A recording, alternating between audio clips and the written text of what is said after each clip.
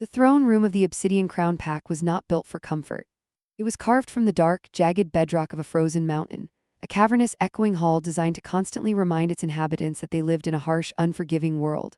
There were no tapestries, no gilded banners, and no roaring hearths to soften the bitter winter chill.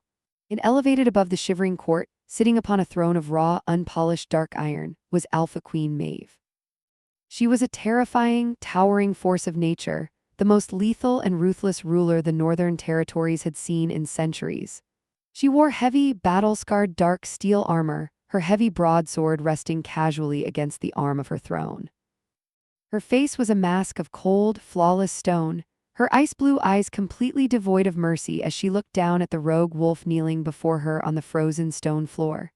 The rogue had been caught stealing rations from the border patrols, a minor offense in peaceful times, but the Northern Territories were entirely devoid of peace.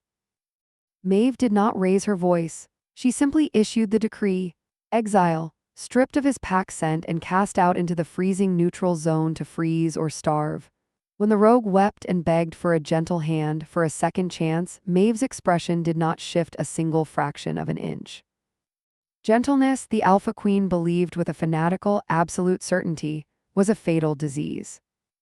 It was a vulnerability that rival warlords would smell from 100 miles away, an invitation for enemies to march on her borders and slaughter her people.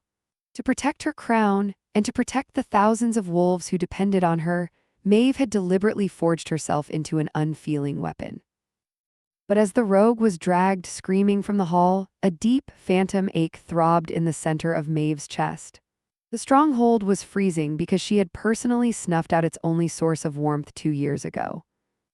It was the ultimate, unspoken tragedy of her reign. The moon goddess, in a display of what Maeve considered to be cruel, twisted irony, had paired the most bloodthirsty queen in the realm with a male Omega. His name was Caelum. He was beautiful, quiet, and possessed a deeply empathetic, resilient strength that the battle-hardened warriors of the court could not begin to understand. He possessed no talent for war. He could not swing a broadsword, and his wolf was small and unsuited for the brutal frontline combat of the Obsidian Crown.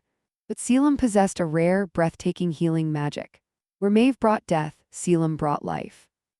He was a nurturer, a protector of the vulnerable, and for a few fleeting, secret months, his gentle hands had managed to thaw the ice around the queen's heavily guarded heart. He saw past her terrifying alpha exterior. He saw the exhausted, paranoid woman beneath the crown, and he loved her entirely. But a queen surrounded by hungry wolves cannot afford to lower her sword. When the rival Bloodrock clan, led by the vicious warlord Skull, began to mass on her borders, the whispers in Maeve's court turned venomous. Her generals questioned her judgment. They whispered that an alpha queen tethered to a weak male Omega would soften, that Caelum was a liability who would eventually cost them the kingdom. Paralyzed by the terrifying thought of her pack being slaughtered because of her own romantic vulnerability, Maeve made a catastrophic choice. She chose her pride and her crown over her soul. She summoned Caelum before the entire court. In a display of brutal, calculated dominance, she publicly humiliated the man who loved her. She declared him unfit to sit beside her, branding him a weak, fragile Omega who had no place among true warriors. She violently, unilaterally severed their mate bond, the metaphysical tearing of their souls causing them both agonizing, breathtaking pain. Maeve had expected Caelum to weep. She had expected him to beg or to fight back, validating her belief that he was a liability. But Caelum did none of those things. He simply looked at the woman he loved, his beautiful, expressive eyes shattering with a quiet, dignified heartbreak. He didn't say a word. He accepted his exile, packing nothing but the simple clothes on his back, and walked out of the heavy iron gates of the fortress, taking his healing light into the freezing, treacherous wilds of the borderlands. Since that day, Maeve had ruled with an iron fist, entirely emotionally stunted, burying the memory of her greatest sin beneath mountains of enemy bodies and relentless, brutal campaigns. Which was exactly what had drawn her away from the capital today. Present day, the freezing wind howled across the western ridges as Alpha Queen Maeve rode her massive, armored warhorse to a halt. Behind her, 200 of her elite vanguard formed a tight, heavily armed perimeter. Maeve's ice-blue eyes scanned the deep, snow-choked gorge below. According to the frantic scouting reports she had received at dawn, Warlord Skull and a massive contingent of Bloodrock warriors had breached this exact ridge, threatening the western farming settlements. Maeve had mobilized immediately, desperate to crush the incursion before it could take root. But the gorge was completely empty. There were no enemy encampments. There were no tracks in the fresh snow. There was absolutely nothing but the howling wind and the frozen pines. Maeve's heart suddenly dropped into her stomach, a cold, suffocating dread seizing her throat. The reports were flawless forgeries. The empty ridge wasn't an error. It was a highly calculated, perfectly executed decoy. Warlord Skull had intentionally drawn the queen and her heaviest hitters 40 miles away from the capital. The royal caravan, Maeve breathed, the realization hitting her with the force of a physical blow. Her 4-year-old royal heirs, the cubs Torin and Alara, were traveling back to the Obsidian Crown fortress from the Summer Palace today. Because Maeve had taken the vanguard to intercept the false invasion, the children's heavy oak and iron carriage was being escorted by only a standard detachment of royal guards through the treacherous, freezing neutral zone. "Turn the horses around," Maeve roared, her voice cracking with pure, unadulterated alpha terror. The tectonic gravity of her panic sent her warhorse rearing into the air. Ride for the neutral zone now." 40 miles to the east, the nightmare the queen had just realized was already unfolding in catastrophic, brutal reality. The royal caravan was moving slowly through the dense, snow-covered pines of the neutral zone. Inside the heavy oak carriage, little Torin and Alara huddled beneath thick fur blankets, completely unaware of the lethal danger surrounding them. The ambush was perfectly synchronized and absolutely merciless. It began with a terrifying, high-pitched whistling sound cutting through the quiet winter air. A massive volley of heavy black-fletched steel arrows rained down from the canopy of the ancient trees.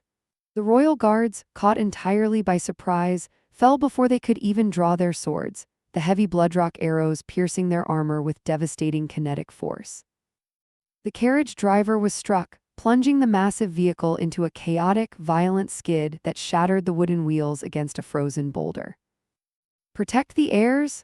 the dying captain of the guard shrieked, swinging his broadsword blindly at the tree line as a dozen elite bloodrock assassins dropped from the branches, their faces painted with the cruel red insignias of Warlord Skull's clan.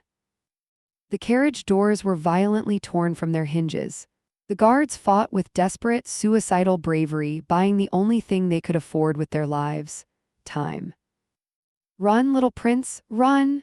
a bleeding guard screamed, shoving the terrified 4-year-old Torin and his weeping sister, Alara, out of the splintered remains of the carriage.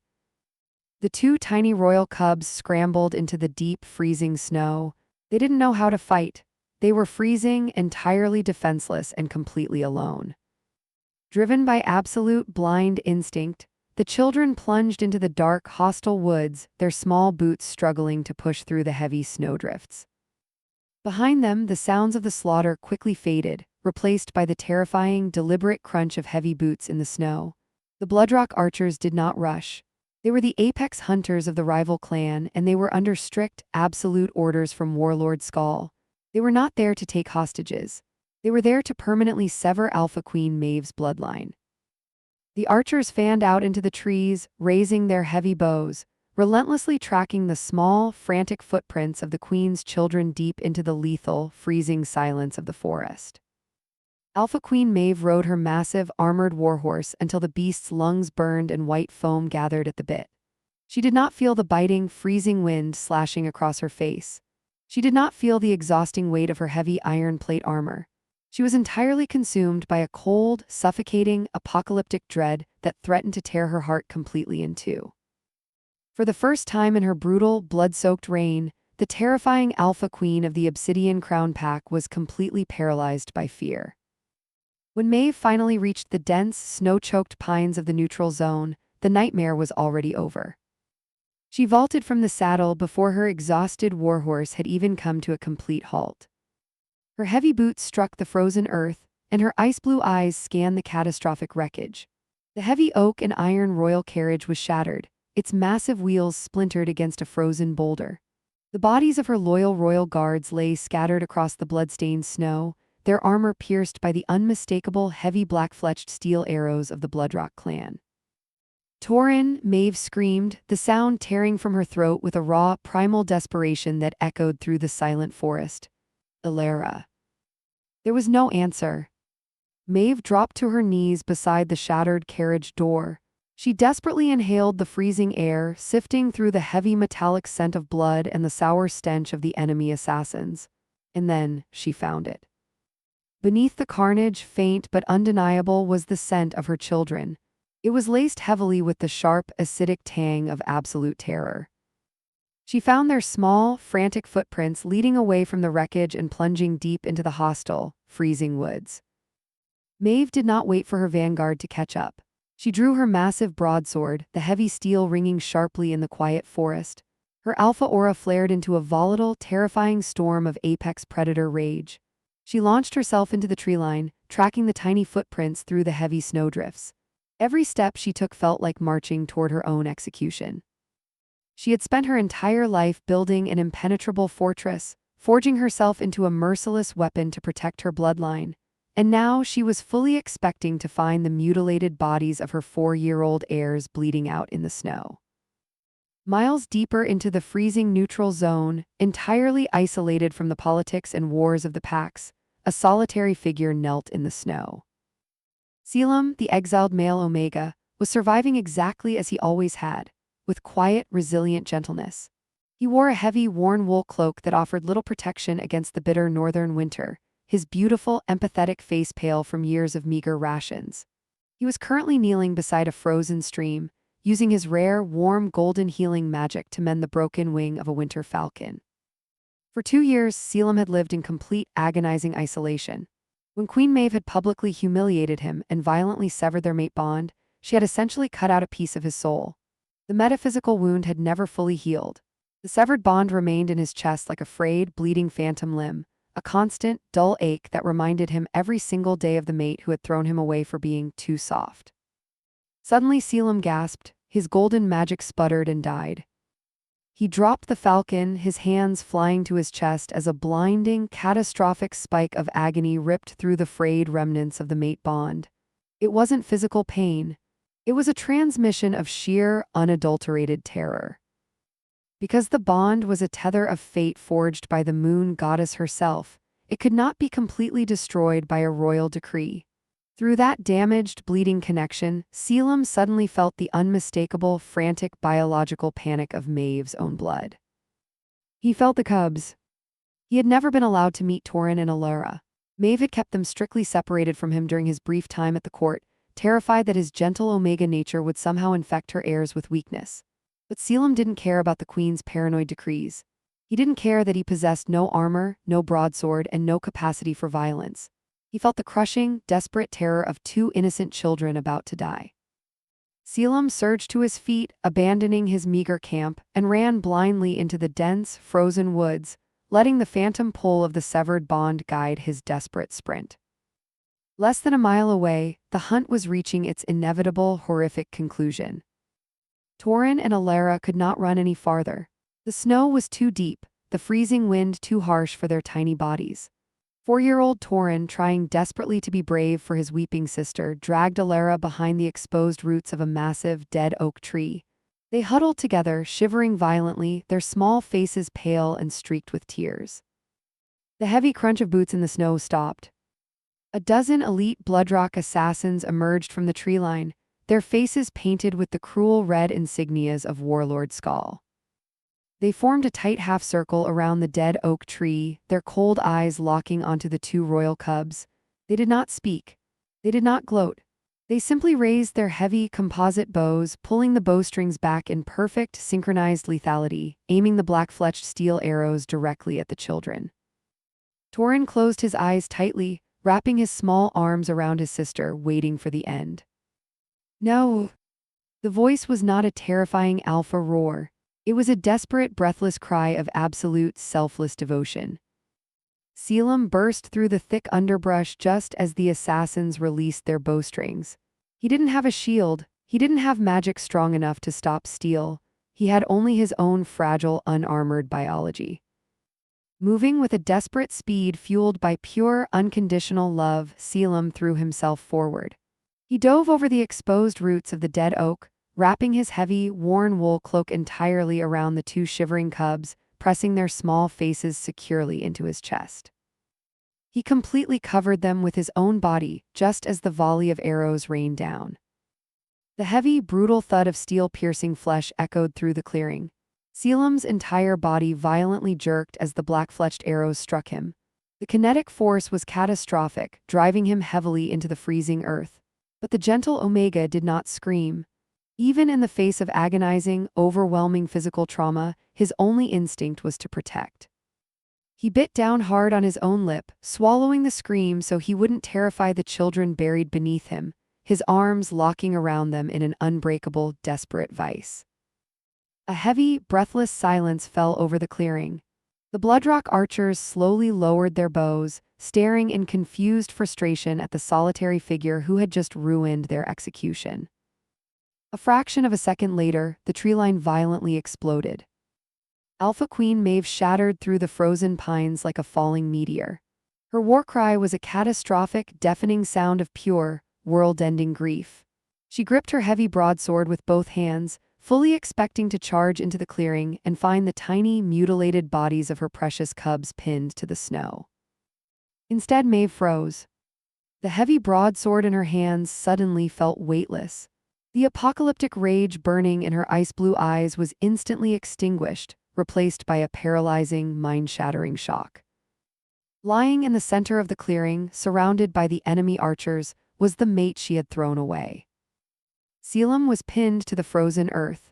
A dozen heavy, black-fletched steel arrows protruded from his back and shoulders, his blood rapidly staining the pristine white snow a brilliant, horrifying crimson.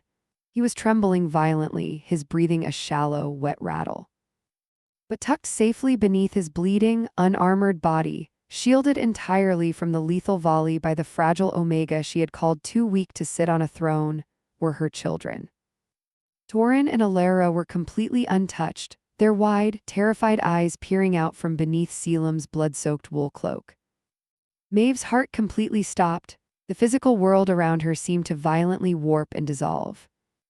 For 2 years, she had justified her cruelty by telling herself that Caelum was a liability. She had convinced herself that because he couldn't hold a sword, he possessed no strength. Because he refused to kill, he was useless to her pack. But as the towering, battle-hardened Alpha Queen stared at the gentle male Omega bleeding to death in the snow to save children he had never even been allowed to meet, her entire worldview violently, irreversibly shattered. Caelum didn't have armor and he didn't have a weapon, yet he had just done what her entire elite, heavily armed royal guard had completely failed to do. He had taken the fatal blow so her bloodline could survive. Caelum slowly, agonizingly turned his head. His beautiful, expressive eyes, now clouded with pain and impending death, met Maeve's horrified stare. He didn't look at her with anger. He didn't look at her with the bitter resentment of a man who had been unjustly exiled. He offered the queen a faint, incredibly gentle, bloody smile. "They are safe, Maeve," Caelum whispered, his voice barely carrying over the freezing wind. "Your cubs.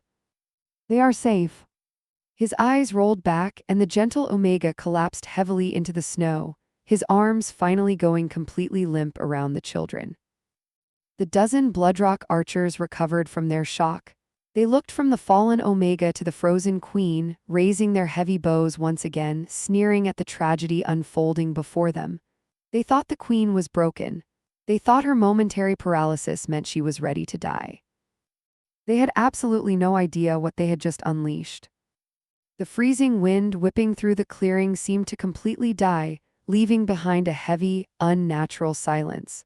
The only sound in the world was the shallow, wet rattling of Caelum's fading breath and the mechanical creak of heavy composite bows being drawn taut. The dozen Bloodrock assassins stood in a perfect half-circle, their faces smeared with the cruel red paint of Warlord Skull's clan. They looked at the Alpha Queen of the Obsidian Crown standing completely frozen at the edge of the treeline.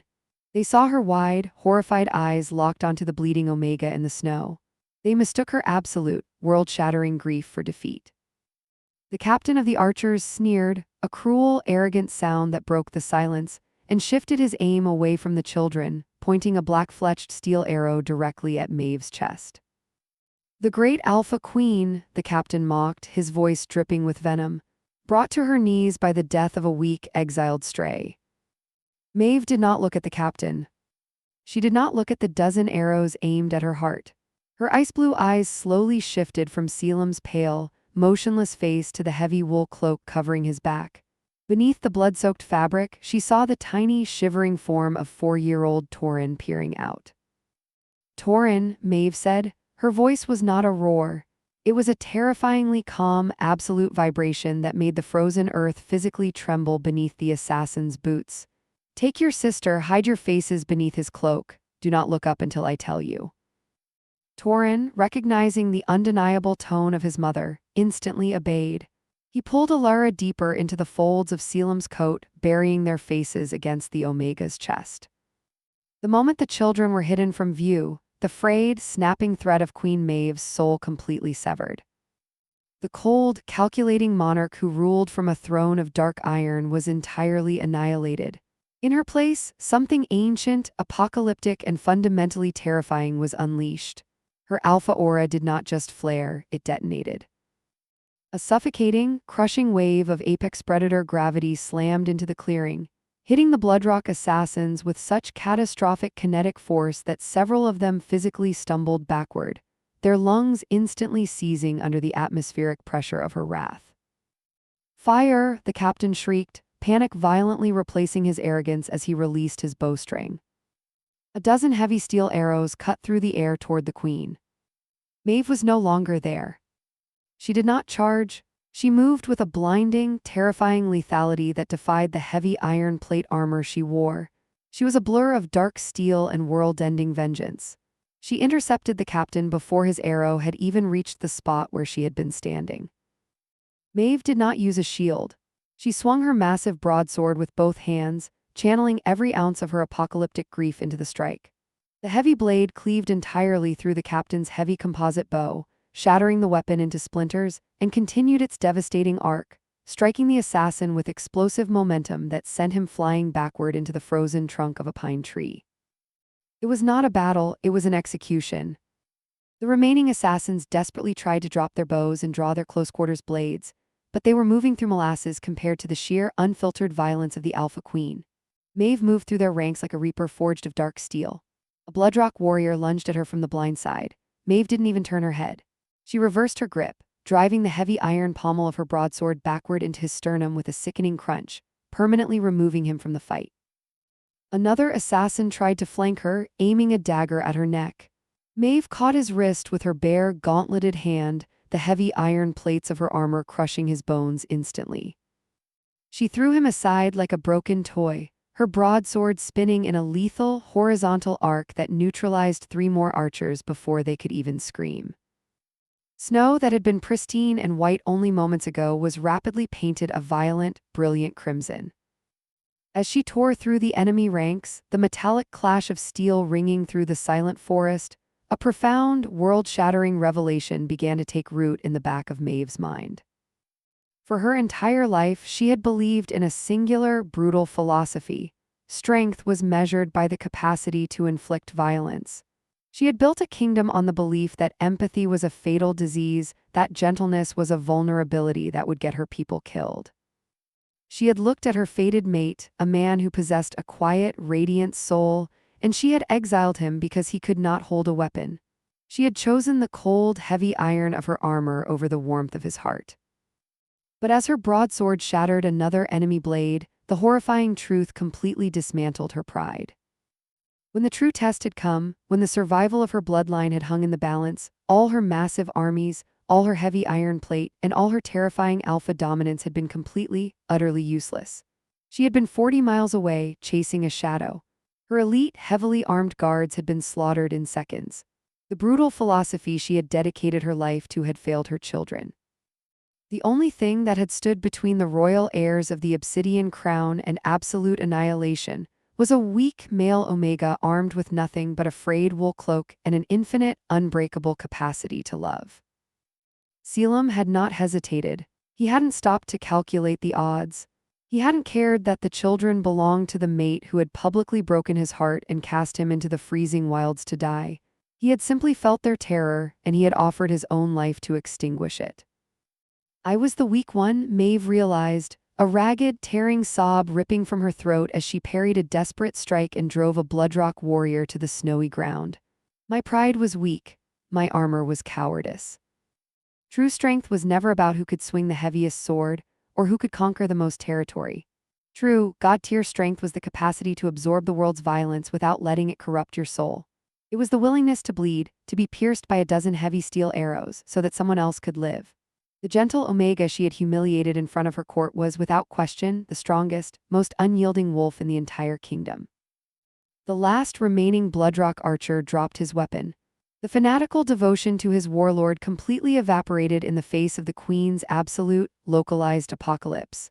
He turned and tried to sprint away into the deep snow, terrified out of his mind. Maeve did not let him take more than 3 steps. She hurled her massive broadsword like a javelin. The heavy steel weapon crossed the clearing with terrifying velocity, striking the fleeing assassin in the center of his back and driving him face first into the freezing slush. The clearing fell completely, violently silent. The massacre was over.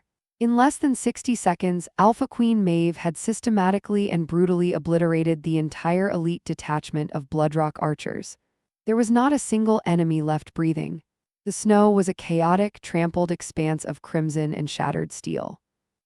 Maeve stood in the center of the devastation. She was breathing heavily, her armor spattered with the blood of her enemies. But the apocalyptic rage that had fueled the slaughter instantly vanished, leaving behind only a cold, suffocating, bottomless terror. She turned away from the fallen assassins. She didn't bother retrieving her broadsword. She scrambled across the blood-stained snow, falling to her knees beside the motionless, arrow-riddled body of the mate she had thrown away. Alpha Queen Maeve crashed to her knees in the blood-stained snow. The heavy iron plates of her armor dug into the freezing earth, but she could not feel the cold. Her trembling hands hovered over Caelum's completely motionless body, terrified that simply touching him would shatter whatever fragile fading thread was keeping him tethered to the mortal realm. He was pinned to the ground by the heavy steel arrows, his beautiful face turned toward the sky, as pale and cold as carved marble. Tauren, Maeve choked out, her voice a ragged, desperately fragile whisper that sounded nothing like a queen. Illyra, come to me. From beneath the heavy, ruined wool cloak, the 2 tiny cubs slowly crawled out. They were trembling violently, their faces streaked with tears and dirt, but as Maeve pulled them frantically into her armored embrace, she felt the steady, miraculous thrum of their unbroken heartbeats. They were completely unhurt. Not a single scratch marred their skin. He shielded us, Tauren sobbed, burying his small face into his mother's iron breastplate. The bad men shot the arrows and he covered us, Mother. He didn't let them touch us. Maeve closed her eyes, a heavy, agonizing tear finally escaping and tracking down her cheek. She kissed the tops of their heads, wrapping them securely in her own heavy fur cape to ward off the freezing wind. I know, my brave little wolf, she whispered. I know. She set the children gently aside, turning her full, desperate attention back to the fallen Omega. Maeve did not attempt to pull the arrows from his back.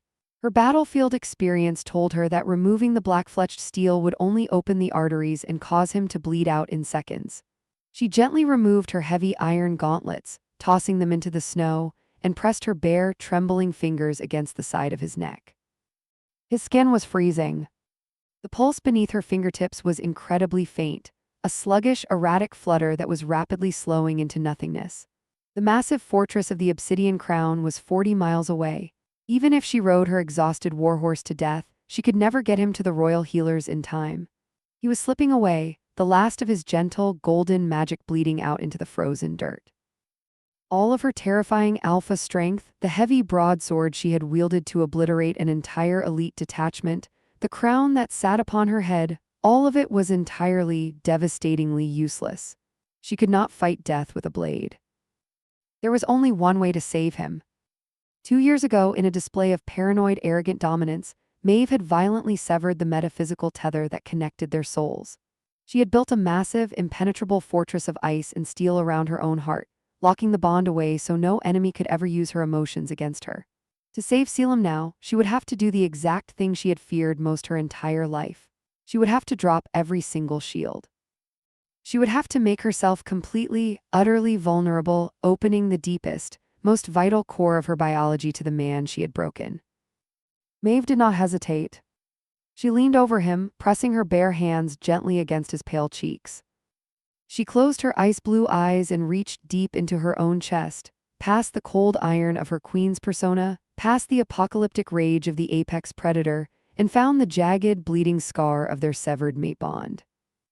With a desperate, agonizing exertion of sheer will, Maeve tore the metaphysical doors wide open. The pain was blinding. It felt as though her chest was being physically ripped apart, the rush of returning emotional gravity hitting her with the force of a tidal wave. For the first time in her life, the Alpha Queen completely and unconditionally submitted.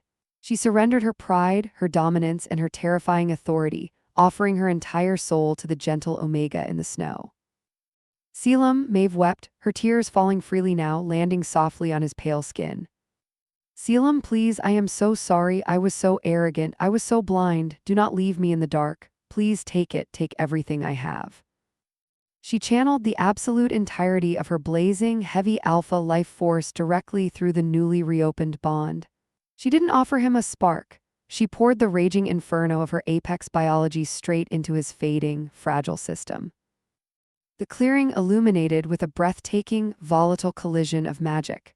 The heavy, dark steel aura of the Alpha Queen violently merged with the fading, warm golden light of the Omega.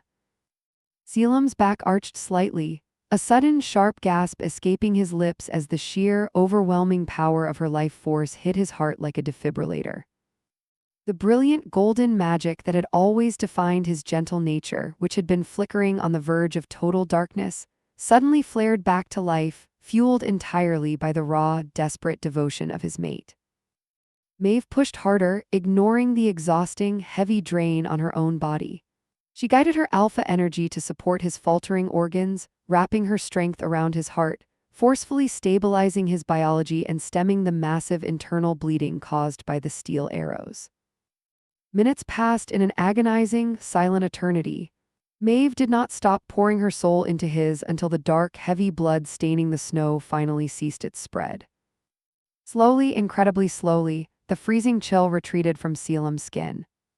The rhythm of his heart beneath her hands grew steady, anchored by the heavy, unbreakable tether she had finally accepted.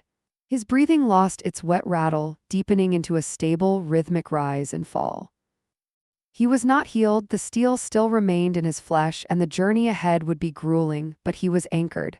He was no longer dying.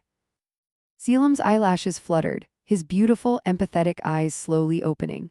The cloud of impending death had passed, replaced by exhaustion and a profound, overwhelming shock. He felt the massive, roaring fire of her alpha life force burning within his chest, sustaining him. He looked up at the terrifying, blood-soaked queen of the Obsidian Crown, and saw that her face was completely stripped of its cold, flawless stone mask. She was weeping, her forehead resting gently against his. "You came back," Caelum whispered, his voice incredibly weak, but laced with that same undeniable gentleness that had always driven her mad. "I am never letting you go again," Maeve swore, her voice trembling with absolute, fierce devotion. She leaned down, pressing her lips gently against his forehead, a promise sealed in tears and restored magic. "You are my king, Caelum. You have always been my king, and I will spend the rest of my life making you forget the cold." Maeve slowly rose to her feet. She was physically exhausted, her own life force drained to keep him tethered, but the apocalyptic terror was gone. In its place was an unshakable, sovereign clarity. She turned to her children. Torin and Alara were watching her with wide, quiet eyes. "Stay close to me," she commanded softly. Maeve knelt back into the snow. With agonizing care, ensuring she did not shift the heavy arrows embedded in his back, the towering Alpha Queen slipped her armored arms beneath the gentle Omega. In a complete, absolute reversal of the world's archaic traditions, Maeve effortlessly lifted Caelum's limp body from the frozen earth, carrying him securely against her iron breastplate. She wrapped her heavy fur cloak around the cubs, tucking them safely to her side, and turned her back on the shattered carriage and the slaughtered assassins. She did not wait for her vanguard. Carrying her true mate and guiding her surviving heirs, Alpha Queen Maeve began the long, grueling march back to the Obsidian Crown. She was returning not as a tyrant who ruled through fear and isolation, but as a fiercely protective monarch who had finally discovered where true, unbreakable strength resided. When she carried the bleeding, male Omega through the massive iron gates of her capital, the warlords and generals of her court would stare in shock. But Maeve knew exactly what she would do. She would lay Caelum upon the royal healer's table, and then she would stand before her entire court and declare the absolute truth. The gentle Omega they had all called weak had saved the royal bloodline while their heavy armor had failed.